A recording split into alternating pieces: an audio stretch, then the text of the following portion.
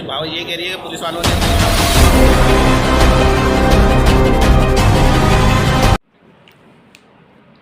अस्सलाम वालेकुम।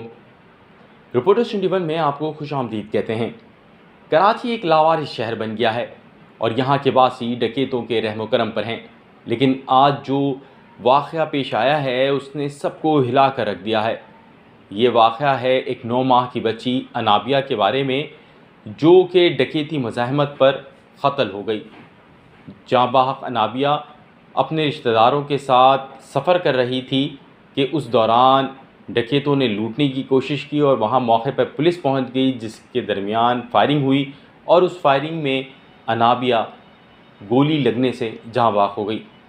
अब तक के इत्तलात के मुताबिक उनकी वालदा या जो करीबी रिश्तेदार हैं खातून, वो भी इस फायरिंग में ज़ख्मी हुई हैं, जिनकी हालत अब महफूज है। तमाम अनाबिया के रिश्तेदार इस वक्त बात करने की पोजीशन में नहीं हैं। इसकी मज़ीद तफसीलात बताने से कबल मैं आपको ये भी बताता चलूँ कि कराची में हर रोज़ ही 2 से 4 लोग डकैतों की जानिब से मज़ाहमत करने पर वो फायरिंग करके उनको जाँ बाहक कर रहे हैं। इन डकैतों का जहाँ दिल चाहता है वो आपको लूट लेते हैं। आप घर के बाहर खड़े हों तो वहाँ पर भी आपको लूट लिया जाता है। आप बैंक के अंदर हों तो वहाँ पर भी आपको लूट लिया जाता है। आप किसी दुकान के मालिक हैं तो आपकी दुकान लूट ली जाती है, हत्ता कि आप कहीं पर भी महफूज नहीं हैं।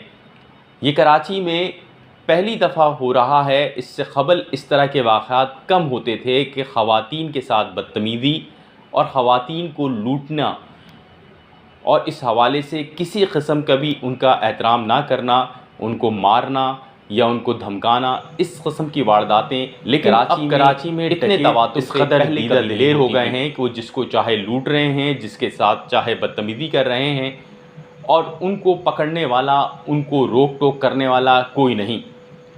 कराची में अमन कायम करने वाले सिंध पुलिस के अफसरान तो उल्टा बयान ये दे रहे हैं कि जो वारदातें हैं उसमें कमी आई है, माजी से पहले से बेहतर हुआ है और हम मज़ीद बेहतर करने की कोशिश कर रहे हैं। इसी तरह पीपल्स पार्टी के मुर्तज़ा वहाब भी सूरत हाल को बुरा नहीं कह रहे, वो कह रहे हैं कि सूरत हाल बेहतर है।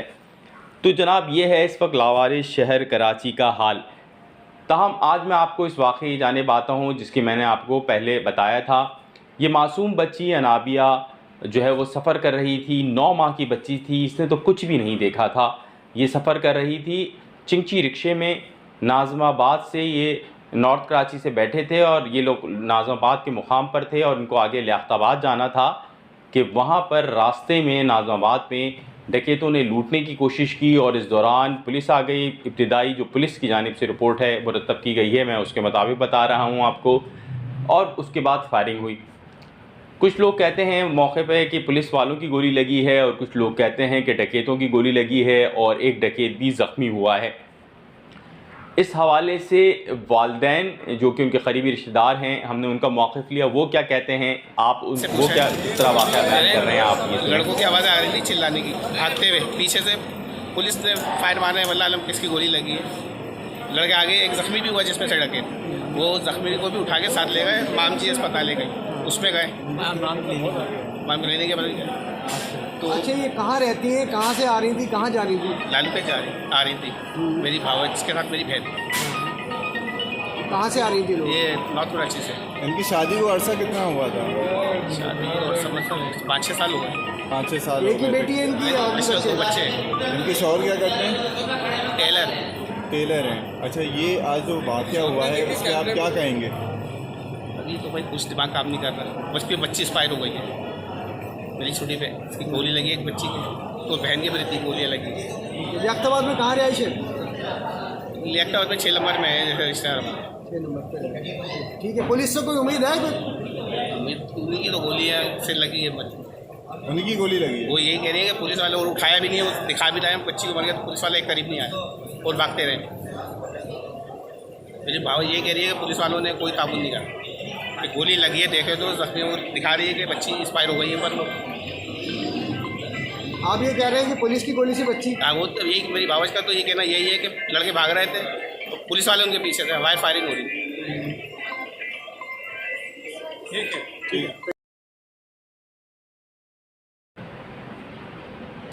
है। जैसा कि आपने इनके करीबी रिश्तेदार का ये बयान सुना लेकिन इस हवाले से जो पुलिस का रोल है वो भी गैर तसल्ली बख्श रहा है। गो के पुलिस यकीनी तौर पे कोशिश कर रही होगी, ताहम हम सिंध हुकूमत की दिलचस्पी नहीं देख रहे इस किस्म के मुकदमात में, इस किस्म के वाक़यात में, इस किस्म के केसेस में। और प्रोसिक्यूशन में अगर मुल्ज़िम गिरफ़्तार भी हो जाता है तो वो प्रोसिक्यूशन की नाकामी के बायस, अदालती निज़ाम की नाकामी के बायस मुल्ज़िमान छूट जाते हैं। और यही वजह है कि मुल्ज़िमान दीदा दिलेरी के साथ वारदात करते हैं, और अगर उनको पकड़े जाने का ज़रा सा भी खौफ हो तो फायरिंग करने से ज़रा नहीं हिचकिचाते, किसी की जान लेने से ज़रा नहीं हिचकिचाते। और यही आज हुआ है।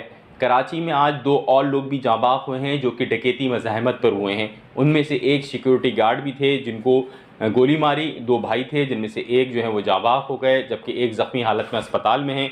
इसी तरह एक वाक़या भी डकैती मज़ाहमत में कत्ल का पेश आया है। तहम ये अनाबिया वाला वाक़या ऐसा है जिसने सबको जो है वो जो गम में मुब्तला कर दिया है, सबको रंज में मुब्तला कर दिया है। और 9 माह की इस मासूम बच्ची का क्या कसूर था? इस बच्ची को सिर्फ़ और सिर्फ अगर उसकी जान किसी ने ली है तो इस कराची की बदअमनी ने ली है, जिसके ज़िम्मेदार सिंध हुकूमत है और सिंध पुलिस है। सिंध पुलिस के जो यहाँ पर जो इस वक्त वहाँ के अफसर हैं मारूफ उस्मान, वो क्या कहते हैं, उन्होंने इस वारदात पे क्या कहा है, इस हवाले से मौक़िफ़ दिया है, ज़रा ये भी सुनें। अपनी ड्यूटी कर रही थी तो उनको कुछ लोगों ने आके बताया कि कुछ डाकू लूट रहे हैं शहरियों को, तो पुलिस ने उनका ताक़ुब शुरू किया। तो वहाँ पे एक्सचेंज ऑफ फायर हुआ, और एक्सचेंज ऑफ फायर के दरमियान में एक चिंकी रिक्शा था जिसके अंदर एक फैमिली जा रही थी। तो वो फैमिली अनफॉर्चुनेटली उसका क्रॉस फायरिंग का शिकार हुई। तो इसमें हम अभी स्टेटमेंट्स ले रहे हैं और मज़ीद तफ्तीश कर रहे हैं कि किस तरह से वाक़या पेश आया, और डाकुओं को पकड़ने के लिए भी हमने अब काम शुरू कर दिया। तो इंशाल्लाह अल्लाह बेहतर। जी जनाब, आपने पुलिस अफसर साहब की बात तो सुनी ली।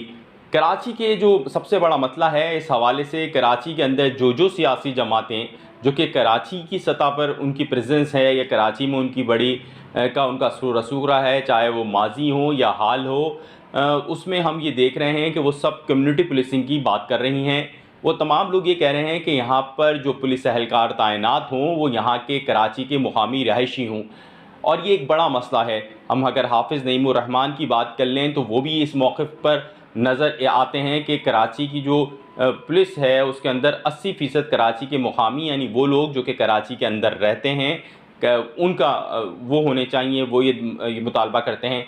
अगर हम मुत्तहिदा कौमी मूवमेंट की बात करें जो कि कराची के अंदर बड़ी पार्टी है, तो वो भी यही बात कर रही है। इसी तरह अगर हम पाकिस्तान तहरीक इंसाफ की बात करें जो कि कराची के अंदर ज़्यादा सीटें ले रही है, तो वो भी बाख्तियार कराची की बात कर रही है, वो भी बाख्तियार मेयर की बात कर रही है, और वो भी यही बात कर रही है। इसी तरह अगर हम पाक सरजमीन पार्टी के मुस्तफ़ा कमाल की बात करें तो वो भी कराची के मसाइल का हल, कराची की बदअमनी का हल इस बात को करार देते हैं कि कराची के अंदर वो पुलिस एहलकार होने चाहिए जो कराची के रहायशी हों, जिनके डोमिसाइल वाकई में कराची के हों। ये ना हो कि उनको बाहर से लाए जाएँ, उनके डोमिसाइल बनवा कर यहाँ पे उनको नौकरियाँ दी जाएँ, जैसे कि सिंध में होता आया है। यूँ जो कराची का जो बड़ा मसला है, अगर ये इस तरफ भी देख लिया जाए तो मसला हल हो सकता है, क्योंकि गुज़िश्ता कई दहाइयों से जो आपका पुलिसिंग का निज़ाम था जो कि सिंध हुकूमत की जानिब से या पाकिस्तान पीपल्स पार्टी की जानिब से था, वो तो नाकाम हो ही गया है। लेकिन ऐसा कुछ नज़र नहीं आ रहा कि सिंध हुकूमत या पाकिस्तान पीपल्स पार्टी किसी तौर पे शर्मिंदा है, सिवाय वज़ीर आला सिंध के एक बयान के हमने कहीं कोई संजीदगी का मुजाहरा नहीं देखा। वज़ीर आला सिंध का भी एक रूटीन का बयान आया कि ये वाक़या बड़ा अफसोसनाक है मासूम बच्ची के जाँ बाख होने का, और मुल्ज़िमान को फ़ौरी गिरफ़्तार किया जाए। मुल्ज़िमान गिरफ़्तार हो जाएंगे, उनका मुकाबला होकर उनको मार दिया जाएगा, उनको हाफ़ फ्राई या फुल फ्राई कर दिया जाए। लेकिन मसले का, कराची की बदअमनी के मसले का क्या हल है? इसका जो हल तमाम सियासी जमातों को बैठना चाहिए, कराची के जितने स्टेक होल्डर्स हैं, चाहे वो छोटे स्टेक होल्डर में बड़े हों, और उनको कंसेंसस के साथ अपनी विल का मुजाहरा करते हुए इस मसले को हल करना चाहिए।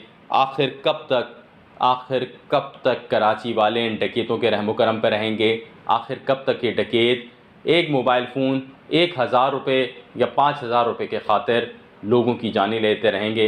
ये सिलसिला अब ख़त्म होना चाहिए। रिपोर्टर्स 21 कराची के मसाइल समेत पाकिस्तान भर के मसाइल से आपको यूँ ही आगाह करता रहेगा।